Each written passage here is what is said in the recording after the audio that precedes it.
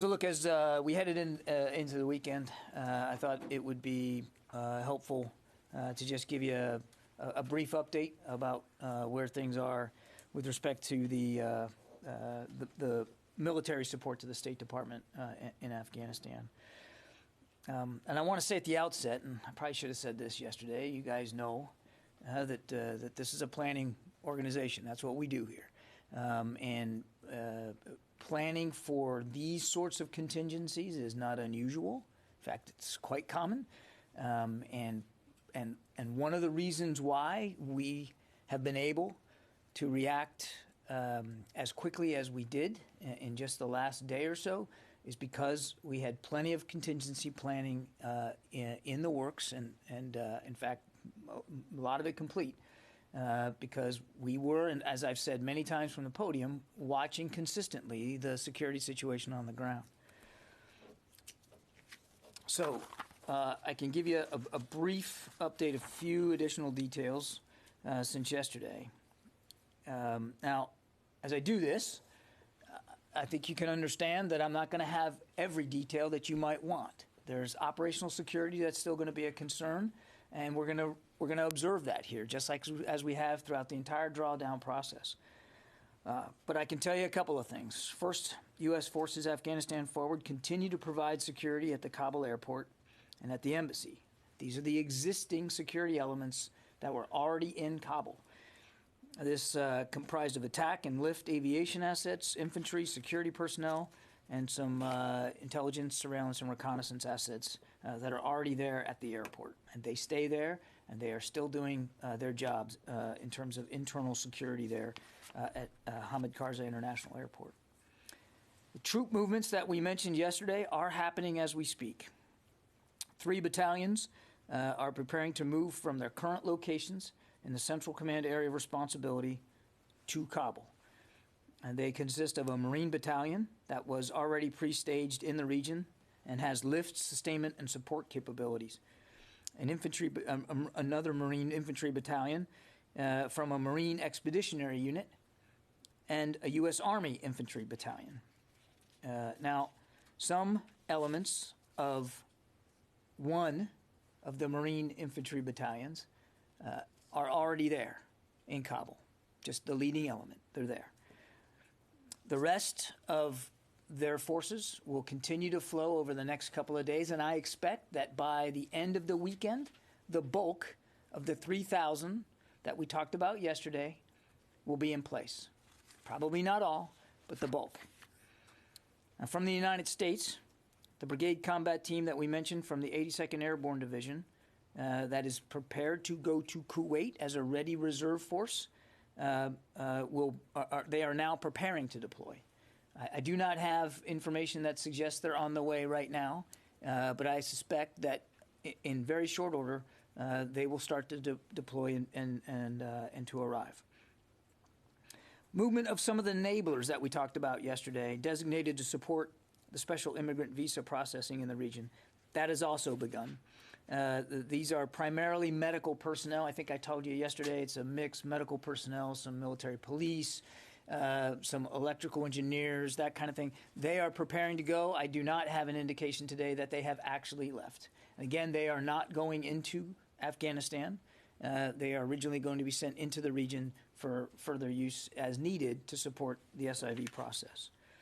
Now, as far as aircraft are concerned, to support the movement of civilian personnel, Transcom is, as we speak, working on their plans and their sourcing solutions with Air Mobility Command and working it out with Central Command as well to support this mission. Forces and support requirements are going to be rapidly assessed by their planners. They're working on that. And while we're not going to be able to give out a lot of detail today, again, the plans and sourcing for aircraft support and airlift are being worked out.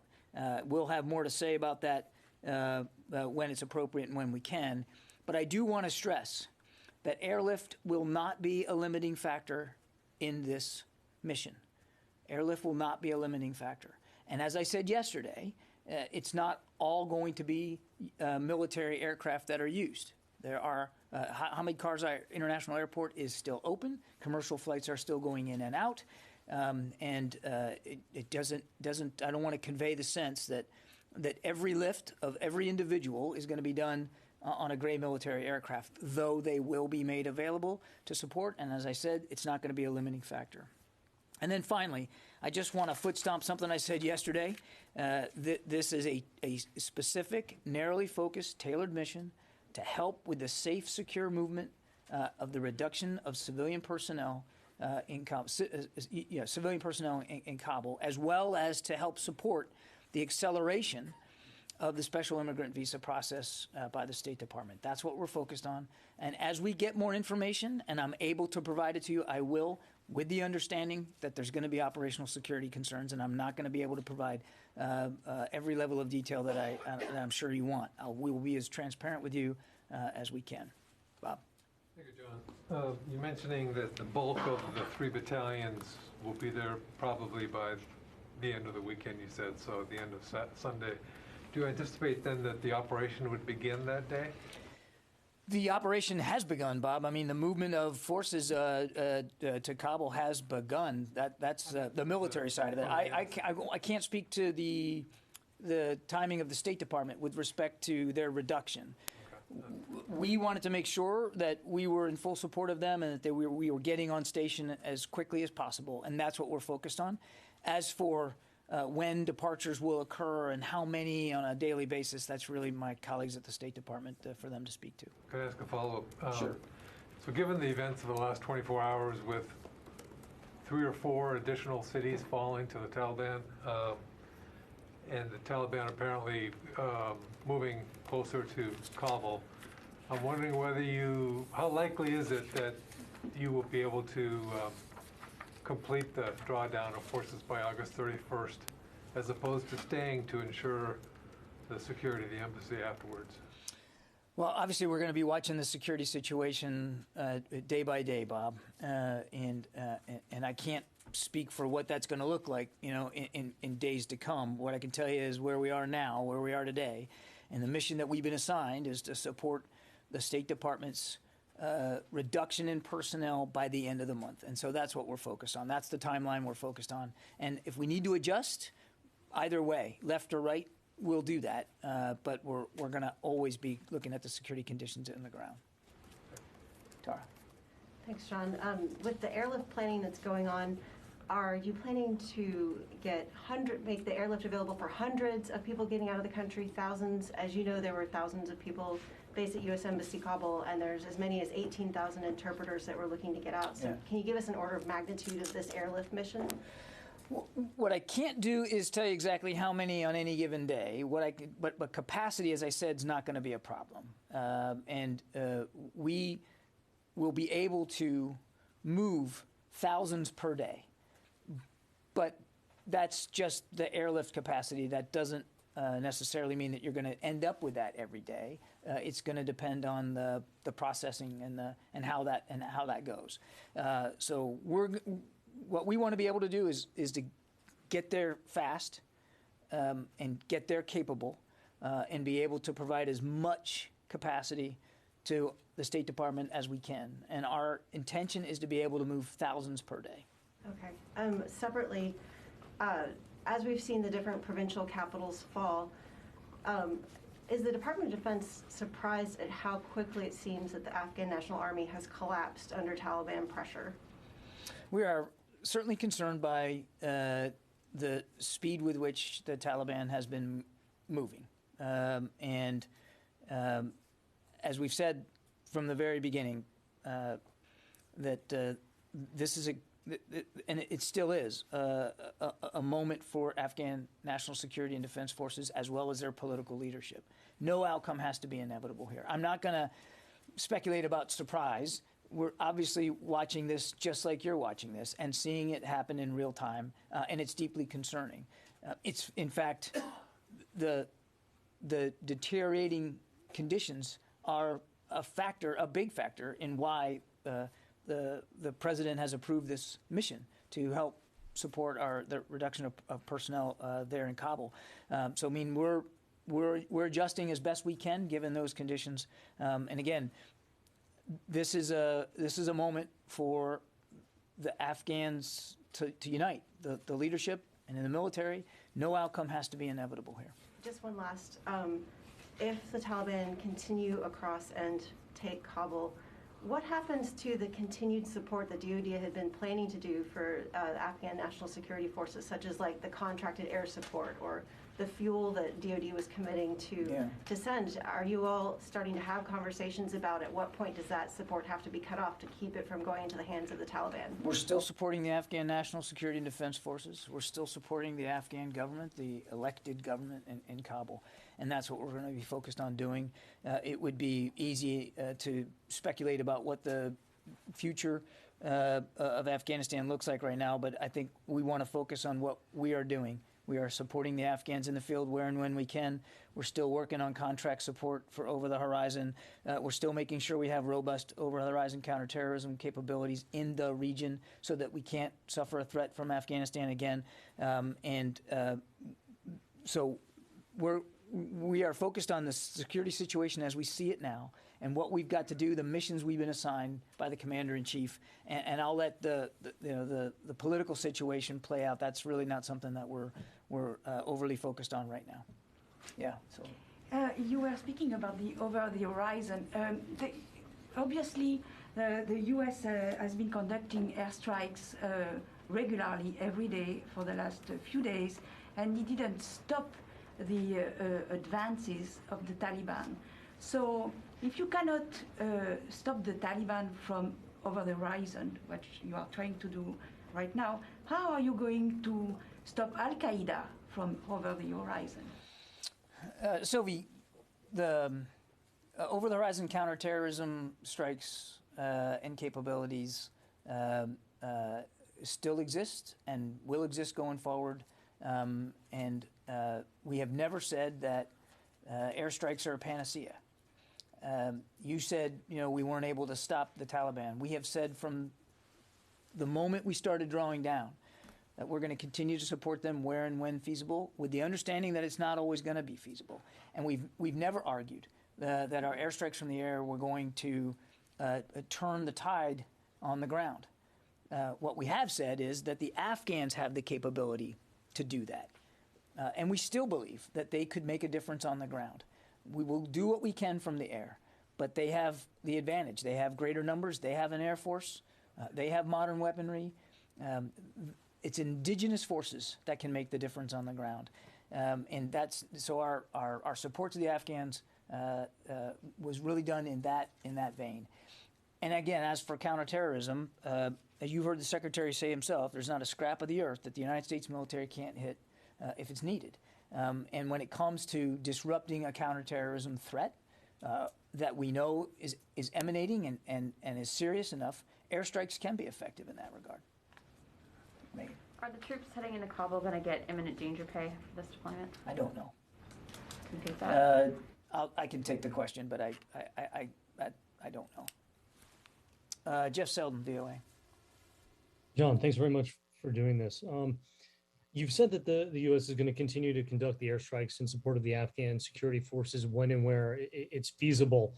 But with the focus now on the battalions that are heading into Kabul to secure the embassy, the airport, and facilitate getting the civilians out, how much is that going to lessen the availability of airstrikes for Afghan security forces? And also, following up on what Sylvia asked, given that U.S. airstrikes didn't seem to deter the Taliban in other areas, how much concern is there that they won't be scared of potential U.S. airstrikes if they decide to move on Kabul and U.S. assets or personnel there? Well, I'm not going to speculate about moving on Kabul, and I've never talked about future operations. I'm not going to start doing that today, Jeff. But to your other question, the kinds of support that we are providing and able to provide Afghan national security and defense forces in the field, those authorities still exist, those capabilities still exist. And General McKenzie can use those capabilities to the degree that he sees most fit. That is a separate and distinct set of missions than what we have now been ordered to do in terms of helping with our State Department colleagues reducing the size of their footprint in Kabul. And so those are two separate sets of authorities and capabilities, and I think that's about where I'll leave it. Yeah, Court. You said a couple of times that you're concerned with the speed with which the Taliban has moved, but I think the big question is not the concern about the speed, but surprise. So again, I have to ask: is the military or the Pentagon or the administration or everyone surprised by how fast the Taliban has been able to move through parts of the country? Courtney, we saw the Taliban making advances even before the Biden administration came into office. We saw the Taliban making advances at the district level before the president made his decision. Not like we're seeing now. This is a different ballgame in the last week or so. So, I mean, these specific gains, taking these major cities like Kandahar, Herat, Lashkar-Gah looks like it's fallen. I mean, has that caught the military off guard, the speed with which they've been able to do it? We have been watching this from a very early period, right after the president gave us the order to draw down. We certainly have been watching what the Taliban is doing. We have noted, and we have noted with great concern, the speed with which they have been moving and the lack of resistance that they have faced. And we have been nothing but honest about that. And I think I'll leave it there. What about the lack of resistance that they may face in Kabul? Is there a concern that the Afghan military will not fight for Kabul? That's a question for Afghan leadership to determine for themselves. Obviously, as I've said from the beginning, we want to see the will and the political leadership, the military leadership that's required in the field. We still want to see that, and we hope to see that.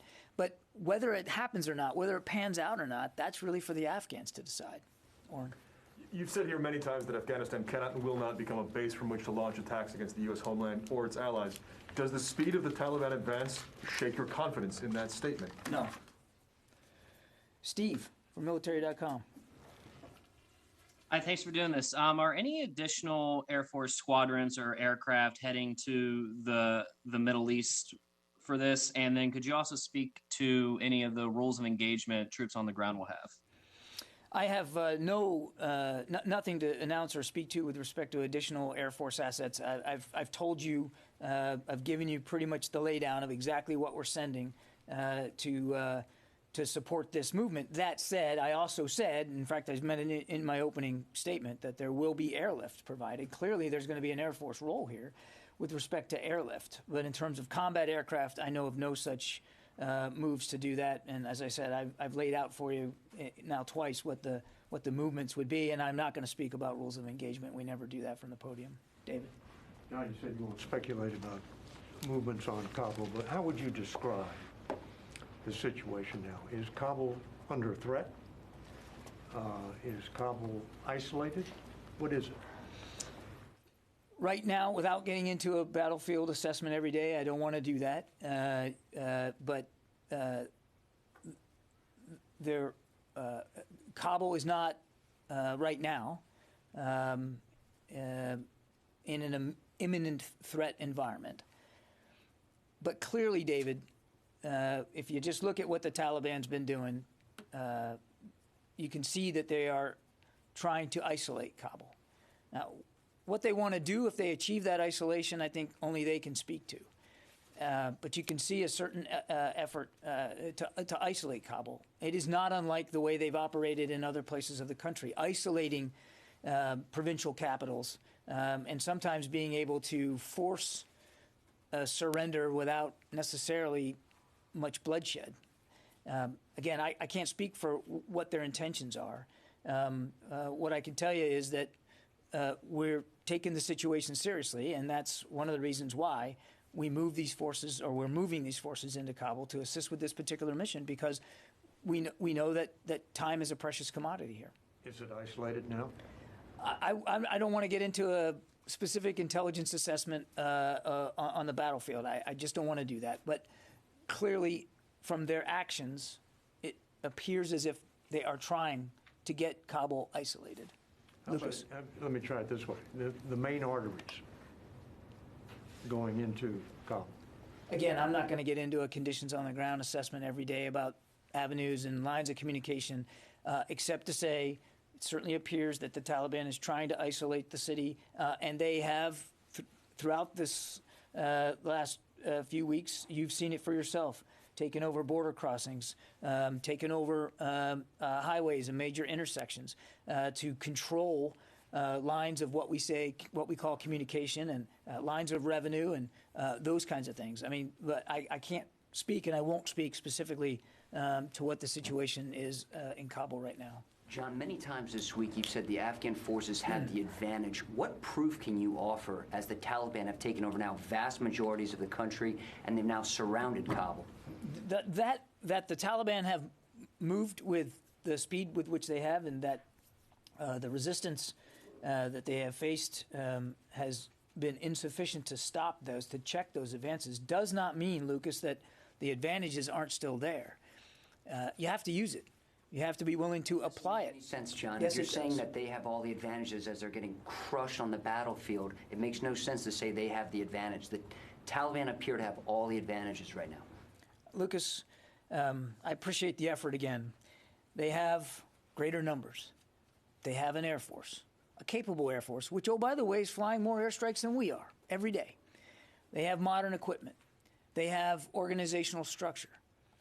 They have the benefit of the training that we have provided them over 20 years. They have the material, the physical, the tangible advantages. It's time now to use those advantages. Is the U.S. military prepared to evacuate all Americans from Kabul and help close the U.S. Embassy in Kabul if the State Department requests it? Our mission right now is to help the State Department reduce their personnel, their civilian personnel in Kabul, and to assist with their acceleration of the SIV immigrant visa process, the special immigrant visa process. That is what our focus is on right now. How close is the U.S. government to closing its embassy in Kabul? You'd have to talk to my colleagues at the State Department. They get to decide that. They have made it clear, though, that as of today, they are reducing, not eliminating, their diplomatic presence in Kabul. We are simply helping them support that reduction. And after a night of sleeping on it, are these 3,000 U.S. troops going to Kabul? Is this a combat deployment? I didn't sleep on that question, Lucas. I thought I answered it pretty well yesterday. You did, hold on, you didn't answer it, John. John, these soldiers and Marines that are fully kitted out, putting on night vision goggles, landing in Kabul, taking positions at the airport, they're going to a combat zone, are they not? They're certainly going into harm's way, Lucas, and they will combat have zone? Lucas. They will have the right of self-defense. They will be armed, and as I said yesterday, I don't think I could have made it any more clear that if there is an attack upon our forces, our commanders have now and always have had the right and responsibility to defend themselves. And any attack on our forces in Afghanistan will be met swiftly with a forceful and an appropriate response. And I know, listen, I know you want to get into the nomenclature here.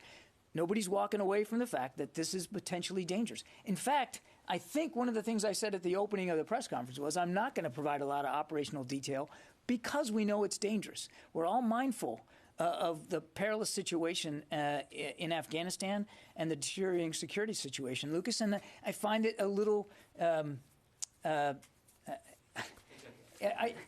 find it frustrating that you're trying to pin me down on a nomenclature here, like we're afraid to say the word combat. After 20 years of being in Afghanistan, we understand what we're facing right now. We're taking the risks very, very seriously, and our troops and their leaders will have all the rights and responsibilities that they need to protect themselves and their comrades. Did the Defense Secretary recommend this withdrawal of American troops from Kabul? I'm sorry? Did the Defense Secretary recommend the full withdrawal of U.S. troops from Kabul? This is before this week, of course. I'm not going to talk about the Secretary's recommendations to the Commander-in-Chief. Do you think it's important for history, for the transcript, for the people watching this briefing right now? Did the Defense Secretary support the full U.S. military withdrawal from Kabul? Lucas, Lucas, I'm not now, and I haven't, never will, talk about the Secretary's advice and counsel to the Commander-in-Chief. That's totally inappropriate. The President has made his decision, and we are executing that decision. He has also made additional decisions, such as helping the State Department reduce their personnel, and we're going to support that too. Now, some veterans think that the Americans should just pull everybody out of Kabul. The U.S. government should pull all Americans out of Kabul and then just level the embassy. What do you think about that? I think that one of the great things about this country is that people are free to express their opinions about anything that they want. What I'm here to do, Lucas, my job, is to articulate the policies that we're executing and the way in which we're executing them. And that's what my focus is today, to tell you what we've been ordered to do and how we're going to execute those orders. Is it time just to pull all Americans out right now and destroy the Lucas, we are focused on helping the State Department reduce their footprint in Kabul. That's what we're focused on, and that's what we're going to be doing. Louis? I'd like to follow up on Lucas's fourth question, if I could. As opposed to the 14th? Yeah. You talked about how the troops there have the inherent right of self-defense. That was actually going to be my question. There's a tactical purpose for sending these troops there, which you've described in very general terms. I know you don't want to get into specifics, but is there a secondary effect that you're having by sending these troops there into Kabul, which is sending a message to the Taliban? These troops are here. Don't attack us. We're here to carry out our mission. And at the same time saying, we are here to support the government of Kabul. Don't attack Kabul. Are you suggesting that there's a contradiction there? No. I'm trying to ask, is there a messaging intention as well by sending these troops there as well? I understand the primary mission there is to do this, protect the forces, protect the Americans and the Afghan interpreters and their families as they leave. But at the same time, is there a secondary effect that you're gaining by sending these troops there, which is to message the Taliban, don't attack us while we're doing this? The main purpose for these troops is to conduct this particular mission. And as I said yesterday, the Secretary made his decisions based on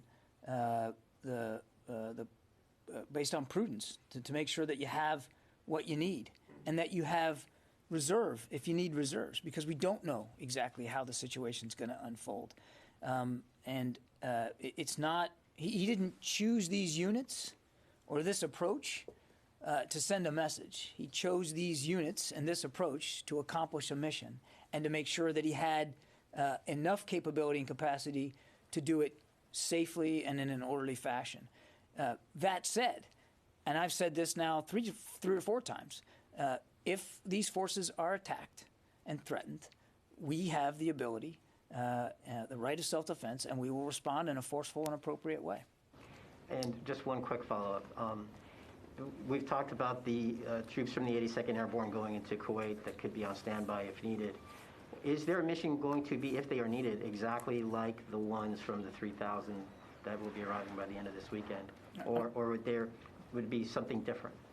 I'm sorry, say it again? Sure, no problem. The brigade, the BCT, headed to Kuwait. Yeah. Is their mission, should they be called upon, are they going to be doing exactly what the 3,000, the 3 battalions arriving in Kabul by the end of the weekend? Or is there some thinking that maybe they might do something else? They're a ready reserve force that we would have available to us should they be needed for any number of security missions. And again, I couldn't begin to speculate right now what those missions would look like. But they will have capabilities that are commensurate with the infantry battalions that are going to Hamid Karzai International Airport over the course of the next few days. Thank you. Thank you. Question is that Pakistan is blaming now again U.S. for the crisis in Afghanistan, and also Prime Minister of Pakistan, he said he already endorsed the Taliban government in Kabul. And finally, if any country in the region, including India, asks U.S. help in this mission of evacuation? I don't know of any other nations involved in this. I mean, these are sovereign decisions that nation states have to make. As I said yesterday, should we be asked to support any movement by our allies and partners, we can do that, and we will do that. I don't know of any, but I don't know of any such requests or such requirements. And look, just broadly speaking, what we said before is any of Afghanistan's neighboring nations, and any nations in the international community that believe they have or want to have a stake in the future of Afghanistan, we simply would urge them to act in ways that helps lead to those kinds of better outcomes for the Afghan people, and to help us continue to pursue a negotiated political settlement. Dan Lamoth. Thank you, John. You said yesterday that you thought this was the right time for this mission. Lawmakers from both parties, lots of nonprofits, lots of Afghans would say that the right time for this mission with SIVs was actually back in May or June. Can you square those two things? Why did it take so long? Thank you. We've said for quite some time, Dan, that we know we have a moral obligation to help those who helped us, and that we were ready, willing, and able to support efforts to move special immigrants, people applying for a special immigrant visa, out of the country and to locations, and we have met that obligation. It is a process that, as you know, it does not reside here at the Defense Department, and a process that has requirements. So what I can tell you is, from a DoD perspective, it's not something we ever lost sight of. It wasn't an obligation we just all of a sudden forgot and then came around to. And that, as I said at the outset, we've planned for a lot of contingencies, and this was certainly one of them. Tony Capaccio. Hi, John. I had a couple questions. You said DoD is a planning organization. Has CENTCOM presented to the Secretary or the Joint Staff a contingency plan to reintroduce U.S. combat troops, a la what we did in 2014 in Iraq, if the White House requests it? Has such a plan been crafted? Yeah, that we are a planning organization is true, Tony. What's also true is we don't talk about every single plan on the books.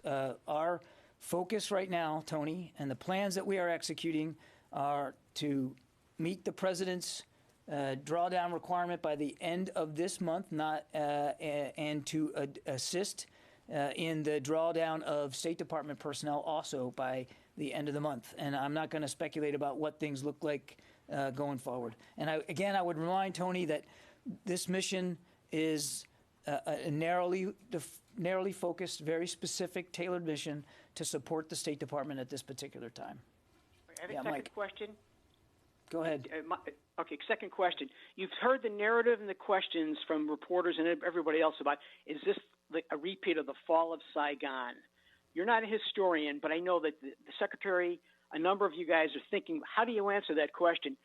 Can you give a sense of where the analogy is apt and where it's a very bogus, fallacious analogy to equate what's going on now with the potential fall of Saigon?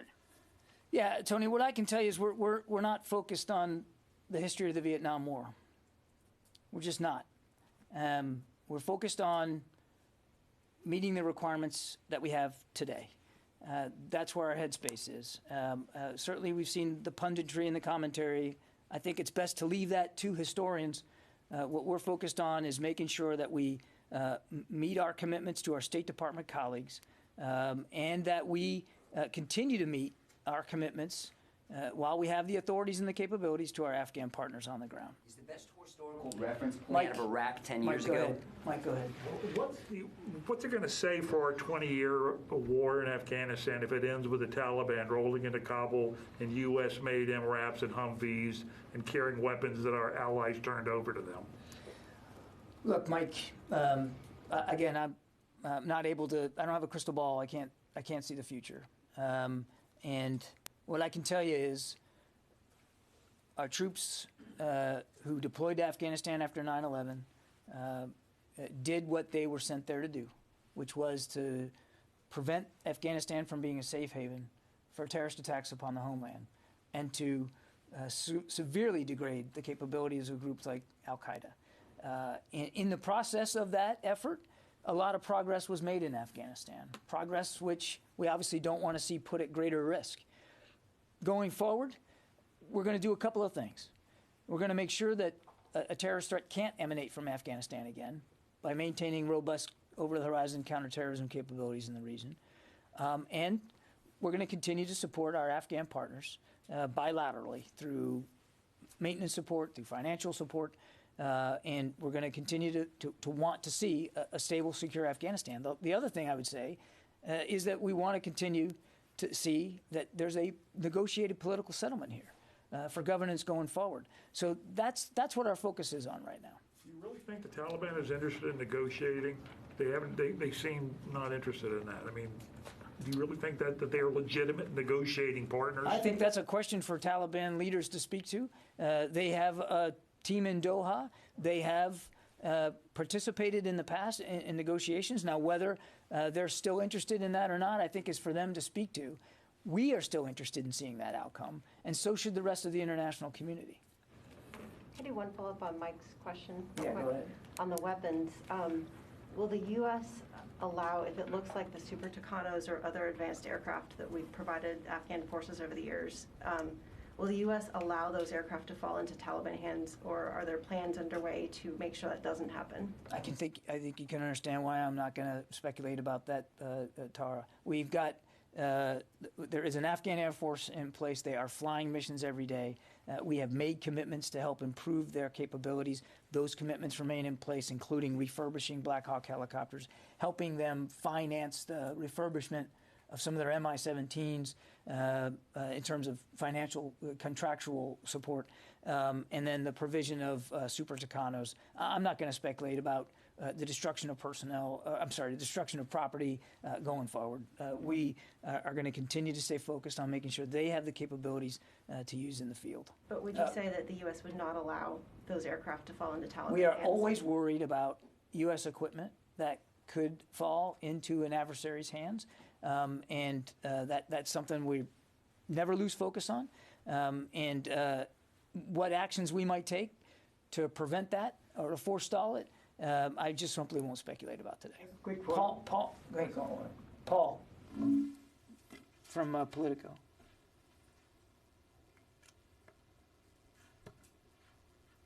Okay, I guess Paul's not there.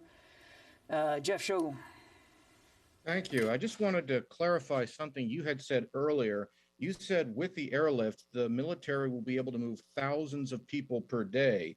Were you speaking specifically about Afghans? So should I say, John Kirby said the military will have the ability to move thousands of Afghans and their families per day?